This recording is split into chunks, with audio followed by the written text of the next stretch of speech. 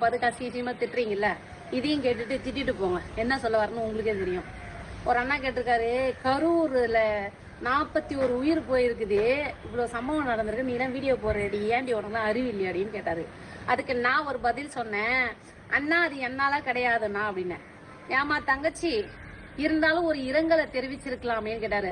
இப்ப நான் அந்த சட்டங்களுக்கு இரங்கல் தெரிவிச்சா உயிரோட வந்துட போறாங்களா சொல்லுங்களேன். ஏங்க வேலையில போற ஓனாந்த தூக்கி வேட்டிக்குள்ள விட்டு ஐயோ குத்து கொடையுது என்னங்க பண்றது? நம்ம சேஃப்டி யாருங்க பாத்துக்கணும்? மூளையில என்ன களிமண்ணா இருக்குது? அறிவு கட்டத்தனமா இல்ல அப்படின்னு. மனுஷன்னா ஒரு பிரசாரத்துக்கு வராங்கன்னா அவங்களுக்கு 2 கை 2 காலு நமக்கு இருக்கிற மாதிரி தான் அவருக்கும் இருக்குது. அதனால நீங்களாம் ஓடி ஏறி விந்துக்கிட்டு ஓடியே இது மாதிரி பிரச்சனை ஆகுன்னா இருக்கிறவங்க ஏன் பிடிச்சிட்டு நீங்க திட்டுறீங்க? நான் என்ன சொல்றேன், இந்த கமெண்ட் செக்ஷன்ல இது மாதிரி பச்சை கேட்கறவங்களுக்கு ஒன்னே ஒண்ணு சொல்லிக்கிறேன், நல்லா கேட்டுக்கோங்க. அடுத்தவன் என்ன பண்றான், அவன் என்ன பண்றான், இவன் என்ன பண்றான், எந்த இது எங்க என்ன நஷ்டம் நடக்குது